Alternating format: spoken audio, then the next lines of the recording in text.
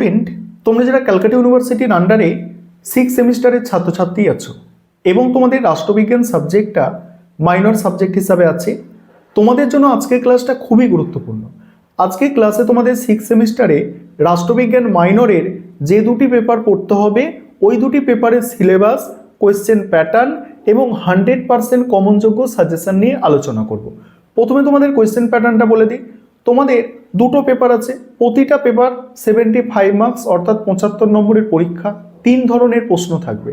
5 নম্বরের প্রশ্ন 3টে অ্যান্সার করতে হবে, 10 নম্বরের প্রশ্ন 2টো অ্যান্সার করতে হবে এবং 20 নম্বরের প্রশ্ন 2টো অ্যান্সার করতে হবে। এই হচ্ছে তোমাদের কোয়েশ্চেন প্যাটার্ন, অর্থাৎ প্রতিটা পেপার 75 নম্বরের পরীক্ষা। এবং তোমাদের যে দুটি পেপার পড়তে হচ্ছে 6 সেমিস্টারে পলিটিক্যাল সায়েন্স মাইনর হিসাবে, সেখানে প্রথম যে পেপারটি হচ্ছে পাবলিক অ্যাডমিনিস্ট্রেশন অর্থাৎ জনপ্রশাসনের ওপরে। সেখানে জনপ্রশাসনের কনসেপ্ট এবং থিওরি পড়তে হচ্ছে।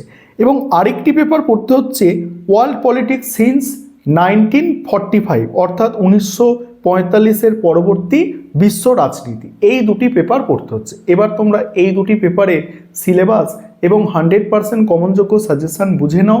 এবং তোমরা যারা ইংলিশ ভার্সনের স্টুডেন্ট আছো, তোমরাও আজকে ক্লাসটা দেখো, কারণ সিলেবাস এবং সাজেশন দুটোই তোমরা ইংলিশে পেয়ে যাবে। প্রথমে তোমরা সিলেবাসটা বুঝে নাও, তারপর তোমাদের সাজেশন নিয়ে আলোচনা করব। তোমাদের 6 সেমিস্টার রাষ্ট্রবিজ্ঞান মাইনরের দুটি পেপার পড়তে হবে। প্রথম যে পেপারটি আছে পাবলিক অ্যাডমিনিস্ট্রেশন কনসেপ্ট থিওরি অর্থাৎ জনপ্রশাসনের ধারণা এবং তত্ত্ব। সেখানে দুটি মডিউল আছে এবং প্রতিটা মডিউলে কি কি পড়তে হচ্ছে দেখো। প্রথম টপিক হচ্ছে দেখো মিনিং, নেচার, স্কোপ অর্থাৎ অর্থ, প্রকৃতি, পরিধি, বিকাশ, ব্যক্তিগত ও সরকারি প্রশাসন, সমাজতান্ত্রিক ব্যবস্থাপনার নীতি।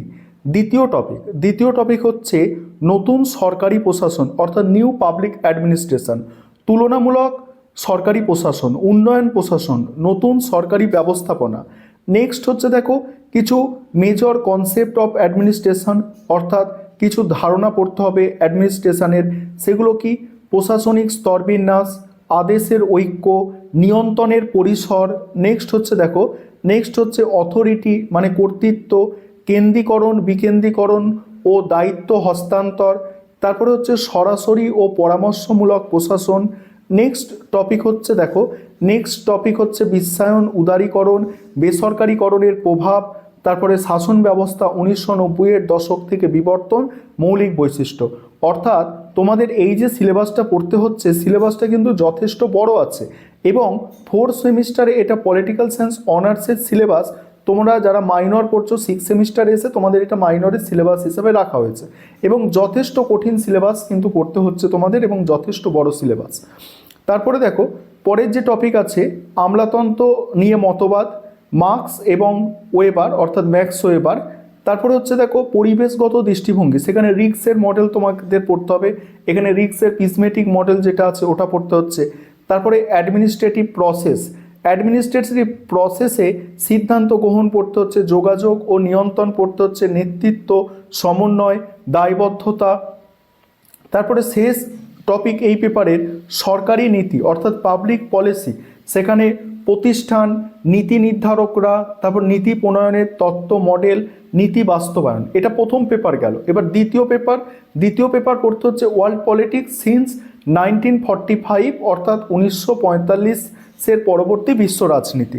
এটাও কিন্তু অনার্সের পেপার। এটা মানে 5th সেমিস্টারে পলিটিক্যাল সায়েন্স অনার্সের ডিএসসিসি 10 পেপার থাকে, সেই পেপারটা তোমাদের এখানে দেওয়া হয়েছে।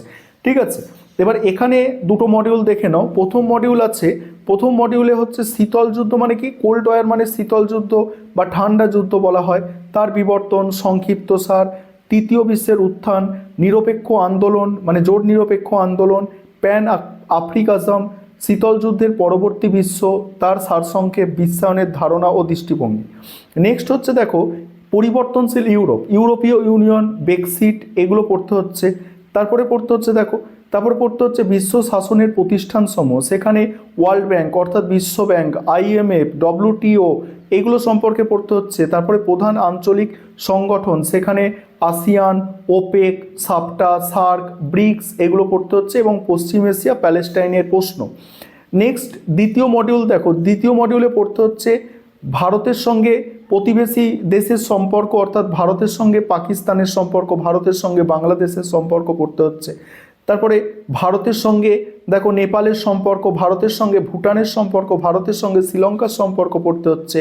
নেক্সট জাতিসংঘ অর্থাৎ সম্মিলিত জাতিপুঞ্জ যেটা আছে, সম্মিলিত জাতিপুঞ্জের ক্ষেত্রে প্রধান যেসব অঙ্গ, সাধারণ পরিষদ, নিরাপত্তা পরিষদ, সচিবালয় মানে মহাসচিবের ভূমিকা, শান্তিরক্ষা, মানবাধিকার এবং উন্নয়নে জাতিসংঘের ভূমিকা, এগুলো পড়তে হচ্ছে। এই হচ্ছে তোমাদের সিলেবাস। এবার এই দুটি পেপারের ওপরে তোমরা 100% কমনযোগ্য সাজেশান দেখে নাও। এবারে তোমরা দুটি পেপারের সম্পূর্ণ সাজেশান দেখে নাও। প্রথম যে পেপারটি আছে তোমাদের পাবলিক অ্যাডমিনিস্ট্রেশন, এই পেপারের সাজেশান প্রথমে দেখো। আর তোমাদের কোয়েশ্চেন প্যাটার্ন আগেই আমি বলে দিয়েছি, তাই মডিউল 1 থেকে তোমাদের 10 নম্বর এবং 20 নম্বরের জন্য যে প্রশ্নগুলো তৈরি করতে হবে ভালো করে দেখো, এবং যে প্রশ্নের পাশে স্টার দিয়ে চিহ্নিত করা আছে এই প্রশ্নগুলো হচ্ছে তোমাদের জন্য সবথেকে গুরুত্বপূর্ণ অর্থাৎ মোস্ট ইম্পর্টেন্ট প্রশ্ন। দেখো মডিউল 1 থেকে বিশ্বায়ন, উদারীকরণ, বেসরকারীকরণ জনপ্রশাসনের চরিত্র বদলে দিচ্ছে, বিশ্লেষণ করো। আর তোমরা যারা ইংলিশ ভার্সান স্টুডেন্ট আছো তোমরা দেখতে পাচ্ছ প্রতিটা প্রশ্ন ইংরেজিতেও লেখা আছে। পরের প্রশ্ন আছে সনাতন জনপ্রশাসনের প্রতি চ্যালেঞ্জ রূপে নয়া জনপ্রশাসন এর উদ্ভব ও বৈশিষ্ট্য আলোচনা করো। নেক্সট প্রশ্ন শাসন বা গভর্নেন্স বলতে কি বোঝো, সরকার, শাসন ও সরকারের মধ্যে সংযোগ আর পার্থক্য ব্যাখ্যা করো এবং 1990 সালের পর গভর্নেন্সের বিবর্তন আলোচনা করো। এবার তারপরের প্রশ্ন দেখো, বাকি সাজেশন আলোচনা করব তার আগে একটা বিষয় তোমাদের বলার আছে। তোমাদের জন্য অনলাইন কোচিং ক্লাস 6 সেমিস্টারের জন্য শুরু হয়ে গিয়েছে, এবং তোমরা যারা পেড ব্যাচে অ্যাডমিশন নিতে ইচ্ছুক আছো বা আমাদের থেকে স্টাডি মেটেরিয়াল পারচেস করতে চাইছো অবশ্যই তোমরা স্ক্রিনে দেওয়া নম্বরে যোগাযোগ করতে পারো। আর যত তাড়াতাড়ি পারো তোমরা মানে যারা পেড ব্যাচে অ্যাডমিশন নিতে ইচ্ছুক তোমরা অ্যাডমিশনটা নিয়ে নাও, কারণ দুটো পেপারের সিলেবাস যথেষ্ট বড় আছে এবং তোমাদের কিন্তু অনেকটা সময় দিয়েই এগুলো পড়তে হবে। তারপরে কি বলা হচ্ছে দেখো, তুলনামূলক জনপ্রশাসনের মূল বৈশিষ্ট্য আলোচনা করো এবং তুলনার গুরুত্ব ব্যাখ্যা করো, জনপ্রশাসনে এর অবদান কি। তারপরে হচ্ছে জনপ্রশাসনে রাজনীতি, প্রশাসন, দ্বিবিভাজন, বিতর্কের প্রকৃতি ও গুরুত্ব ব্যাখ্যা করো। তারপরে আছে নতুন জনপ্রশাসন এবং তুলনামূলক জনপ্রশাসনের মধ্যে মূল পার্থক্য ব্যাখ্যা করো। এখানে 6টা প্রশ্ন আমি দিলাম, দেখতে পারলে তোমরা, এবং এখানে প্রথম 4টে প্রশ্ন স্টার দিয়ে চিহ্নিত করা আছে, তবে 6টা প্রশ্নই তোমরা তৈরি করবে প্রথম থেকে, এবং পরীক্ষার সময় সে একটু কম করা যায় সেটা আলাদা ব্যাপার, কিন্তু প্রথম থেকে তোমাদের কিন্তু একটু বেশি পড়াশোনা করতে হবে। তারপর 5 নম্বরের প্রশ্ন এই মডিউল থেকে দেখে নাও, জনপ্রশাসনের প্রকৃতি ও পরিধি সংক্ষেপে আলোচনা করো। তারপরে আছে ভারতীয় পরিস্থিতিতে উন্নয়ন প্রশাসনের প্রাসঙ্গিকতা আলোচনা করো। পরের প্রশ্ন হচ্ছে বৈদ্যুতিন প্রশাসন বা ই গভর্নেন্স এর সুবিধা অসুবিধা আলোচনা করো। তারপরের প্রশ্ন জনপ্রশাসনে কেন্দ্রীকরণ ও বিকেন্দ্রীকরণের ধারণাগত গুরুত্ব ব্যাখ্যা করো। নেক্সট আছে জনপ্রশাসনে কর্মধারা ও কর্মীবৃন্দের গুরুত্ব ব্যাখ্যা করো। এবং পরের প্রশ্ন আছে নিয়ন্ত্রণের পরিসর বা আদেশের ঐক্য বলতে কি বোঝো। ঠিক আছে, এখানে সিলেবাসের টপিক 3 থেকে এটা আছে, সেই কারণে এখানে লিখে দেওয়া হয়েছে আর কি। তারপরে দেখো পরের প্রশ্ন তোমাদের মডিউল 2 থেকে আছে। মডিউল 2 থেকে দেখে নাও। মডিউল 2 থেকে প্রথম প্রশ্ন বড় প্রশ্ন হিসাবে রেখেছি, সিদ্ধান্ত গ্রহণ বলতে কি বোঝো। প্রশাসনের সিদ্ধান্ত গ্রহণ অপরিহার্য বা মূল চালিকা শক্তি, হারবার্ট সাইমনের তত্ত্বসহ বা যুক্তিসহ আলোচনা করো। আবারও বলছি, তোমাদের অ্যাডমিশন শুরু হয়ে গিয়েছে, অলরেডি ছাত্রছাত্রীরা ক্লাস করছে, এবং তোমরা যারা ক্লাস নিতে ইচ্ছুক যোগাযোগ করবে। এবং আমাদের 4 মাসের কোর্স, অর্থাৎ আমাদের 4 মাসের সিলেবাস কিন্তু কমপ্লিট করানো হয়, এবং তোমাদের জুন মাসের দিকে পরীক্ষা হবে, জুন মাসের একদম শেষের দিকে তোমাদের পরীক্ষাটা কিন্তু হবে এই 6 সেমিস্টারের। তারপরের প্রশ্ন দেখো, রিক্সের প্রিজমেটিক সালা মডেল জনপ্রশাসনের নতুন বিশ্লেষণ ধারার সূচনা করে, ব্যাখ্যা করো। আরেকটা বিষয় তোমরা দেখবে, আমি সাজেশন আপলোড করছি, সাজেশন আপলোড করার পরে কিছুও বলা ভুল, একজন ব্যক্তি আছে সে বিভিন্ন ইউটিউব চ্যানেল সার্চ করে, সেখানে দেখে যে কে কি সাজেশন দিল, সেখান থেকে টুকবে। সে কি করবে, এখান থেকে স্টার যে প্রশ্নগুলো আছে, ধরো আমি প্রতিটা মডিউল থেকে 3টে বা 4টে প্রশ্ন মোস্ট ইম্পর্টেন্ট বলেছি, সেই প্রশ্নগুলোকে তুলে নেবে, তুলে নিয়ে কি করবে, বলবে আমার কম সাজেশন, এই কটা সাজেশন। ঠিক আছে, এরকম করে সে চালাক, সে তার মতো করুক, তবে উন্নত মানের নোটস মানেই কিন্তু ভাস্কর স্যারের নোটস, বা সাজেশান মানেও ভাস্কর স্যারের সাজেশান, এটা তোমরা জানো, পরীক্ষা দিয়েছো, সেটা প্রুফ হয়েছে এবং হয়েই আসছে। তারপরে কি বলা হচ্ছে দেখো, ম্যাক্স ওয়েবারের আমলাতন্ত্রের বৈশিষ্ট্য ব্যাখ্যা করো, তার এই দৃষ্টিভঙ্গি কি যান্ত্রিক, আলোচনা করো। তারপরে দেখো, জননীতি বলতে কি বোঝো, জননীতি প্রণয়নের মডেলগুলি এবং মডেলের গুরুত্ব এবং মডেলগুলি সংক্ষেপে আলোচনা করো। তারপরের প্রশ্ন, জননীতির গুরুত্ব এবং এর বাস্তবায়ন প্রক্রিয়া আলোচনা করো। তারপরে আছে আমলাতন্ত্র সম্পর্কে কার্ল মার্কসের ধারণা বা তত্ত্ব আলোচনা করো। এবারে 5 নম্বরের প্রশ্ন কি আছে দেখো, 5 নম্বরের প্রশ্ন হচ্ছে প্রশাসনের নেতৃত্বের ভূমিকা বা গুরুত্ব ব্যাখ্যা করো। আরেকটা বিষয় বলে নিই তোমাদের এখন, কারণ এখন তো ক্লাস আমাদের শুরু হচ্ছে, তোমরা এরকম কোনো ফাঁদে পা দেবে না। আবার সেই ব্যক্তিটা দাবি করে কি জানো তো, দাবি করছে যে একদিনে অন্য চ্যানেল, দেখো আমার থেকে বড় চ্যানেল একদিনে 10টা ভিডিও ছাড়ছে। আরে 10টা ভিডিও ছাড়ার ক্যাপাসিটি থাকলে তবে না তুমি 10টা ভিডিও ছাড়তে পারবে। তুমি সিলেবাসই জানো না। কোনো ইউটিউব চ্যানেল সিলেবাস দেবে, কোনো ইউটিউব চ্যানেল সাজেশন দেবে, সেগুলোকে টুকবে, তারপরে তুমি আস্তে আস্তে ছাড়বে। তুমি ছাড়বে কি করে? আমাদের তো টুকতে লাগে না কোনো কোথাও থেকে, তাহলে আমরা তো একদিনে 10টা ভিডিও দিতে পারবো, কারণ আমাদের সিলেবাসের যে ধারণা, সেই কনসেপ্টটা ক্লিয়ার আছে যে একটা এখানে দুটো মাইনর আছে, একটা 4th সেমিস্টারের অনার্সের পেপার তোলা হয়েছে, একটা 5th সেমিস্টারের অনার্সের পেপার তোলা হয়েছে। এই কনসেপ্ট থাকতে হবে তো, যে কি কোয়েশ্চেন আসছে, তবে না তুমি 10টা ভিডিও করতে পারবে আমাদের মতো। ঠিক আছে, শুধু বললেই হবে? বললে শুধু হয় না, কাজও করতে হয়। তারপর দেখো বাকি সাজেশন দেখো, আমলাতন্ত্র একটি লৌহ খাঁচা, ওয়েবারের তত্ত্ব অনুসারে বিশ্লেষণ করো। তারপরে কি আছে দেখো, সিদ্ধান্ত গ্রহণ প্রক্রিয়ায় যোগাযোগ এবং নিয়ন্ত্রণের গুরুত্ব আলোচনা করো। তারপরে সমাজ পরিবর্তনে আমলাতন্ত্রের নেতিবাচক, বলছে সমাজ পরিবর্তনে আমলাতন্ত্র নেতিবাচক, মার্কসের তত্ত্বের আলোকে ব্যাখ্যা করো। তারপরে উন্নয়নশীল দেশে রিক্সের সালা মডেলের ভূমিকা আলোচনা করো। তারপরেই আছে প্রশাসনের দায়বদ্ধতা বলতে কি বোঝো। নেক্সট হচ্ছে তোমাদের পরের পেপার, অর্থাৎ দ্বিতীয় যে পেপারটি 6th সেমিস্টারে আছে, ওয়ার্ল্ড পলিটিক্স সিন্স 1945। এই পেপার থেকে তোমরা মডিউল 1-এর 10 নম্বর এবং 20 নম্বরের প্রথমে যে প্রশ্নগুলো তৈরি করবে দেখে নাও। প্রথম প্রশ্ন হচ্ছে দেখো, বিশ্বায়ন বলতে কি বোঝো, আন্তর্জাতিক রাজনীতিতে বিশ্বায়নের প্রভাব বা ফলাফল বিশ্লেষণ করো। তারপরে আছে দেখো, নির্জোট আন্দোলন মানে জোট নিরপেক্ষ আন্দোলনের সূত্রপাত কিভাবে হয়েছিল, বর্তমান বিশ্বে বা উন্নয়নশীল দেশসমূহের ক্ষেত্রে এই আন্দোলনের ভূমিকা ও প্রাসঙ্গিকতা আলোচনা করো। তারপরে হচ্ছে ঠান্ডা যুদ্ধ বা শীতল যুদ্ধের পরবর্তী সময় বিশ্ব রাজনীতির প্রধান বৈশিষ্ট্যগুলি আলোচনা করো। নেক্সট আছে ইউরোপীয় ইউনিয়নের গঠন কার্যকারিতা আলোচনা করো এবং ব্রেক্সিটের প্রভাব। পরের প্রশ্ন আছে বিশ্বায়নের পটভূমিতে বিশ্ব প্রশাসনিক প্রতিষ্ঠান হিসাবে বিশ্ব ব্যাংক, আন্তর্জাতিক মুদ্রা ভাণ্ডার এবং বিশ্ব বাণিজ্য সংস্থার গুরুত্ব ও ভূমিকা আলোচনা করো।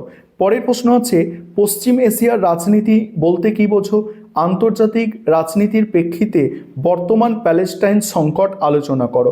এবার 5 নম্বরের প্রশ্ন দেখো, 5 নম্বরের প্রশ্ন একবিংশ শতাব্দীর আন্তর্জাতিক রাজনীতিতে জোট নিরপেক্ষ আন্দোলন এবং প্যান আফ্রিকাজমের প্রাসঙ্গিকতা সংক্ষেপে আলোচনা করো। নেক্সট আছে ব্রিক্স এবং আসিয়ানের ভূমিকা সংক্ষেপে আলোচনা করো। তারপরের প্রশ্ন ইউরোপীয় ইউনিয়নের অর্থনৈতিক ও রাজনৈতিক সংহতিকরণ প্রক্রিয়া আলোচনা করো। নেক্সট হচ্ছে ইউরোপের রাজনীতিতে ব্রেক্সিটের প্রভাব সংক্ষেপে আলোচনা করো, যেগুলো স্টার দেওয়া আছে মোস্ট ইম্পর্টেন্ট। কোন ঘটনা প্রবাহের মধ্যে দিয়ে ঠান্ডা যুদ্ধের অবসান হয় তা সংক্ষেপে আলোচনা করো। পরের প্রশ্ন বিশ্ব পরিচালন ব্যবস্থায় বিশ্ব ব্যাংক এবং আন্তর্জাতিক মুদ্রা ভাণ্ডারের ভূমিকা নির্দেশ করো এবং টিকা আকারে এখানে দেখে রাখবে সার্ক এবং WTO। এবার মডিউল 2 থেকে দেখো, মডিউল 2 থেকে 10 বা 20 নম্বরের যে প্রশ্নগুলো তৈরি করবে, স্বাধীন রাষ্ট্র হিসাবে বাংলাদেশের জন্মের ক্ষেত্রে ভারতের ভূমিকা আলোচনা করো। তার সঙ্গেই আছে বর্তমান দক্ষিণ এশিয়ার রাজনীতিতে এই দুই দেশের সম্পর্কের তাৎপর্য ব্যাখ্যা করো। তারপরে স্থিতিশীল উন্নয়ন প্রসারের ক্ষেত্রে সম্মিলিত জাতিপুঞ্জের ভূমিকা বিশ্লেষণ করো। নেক্সট হচ্ছে সম্মিলিত জাতিপুঞ্জে মহাসচিবের ক্ষমতা ও কার্যাবলী আলোচনা করো। নেক্সট ভারত ও শ্রীলঙ্কার পারস্পরিক সম্পর্কের বিবর্তন আলোচনা করো। নেক্সট হচ্ছে শান্তি রক্ষা ও মানবাধিকার রক্ষায় সম্মিলিত জাতিপুঞ্জের ভূমিকা মূল্যায়ন করো। নেক্সট হচ্ছে ভারত পাকিস্তানের দ্বিপাক্ষিক সম্পর্কের ক্ষেত্রে কাশ্মীর সমস্যার গুরুত্ব আলোচনা করো। পরের প্রশ্ন ভারতের বৈদেশিক নীতিতে প্রতিবেশী প্রথম নীতিটি কিভাবে নেপাল, ভুটান, শ্রীলঙ্কার সঙ্গে সম্পর্কে প্রতিফলিত হয়েছে তা আলোচনা করো।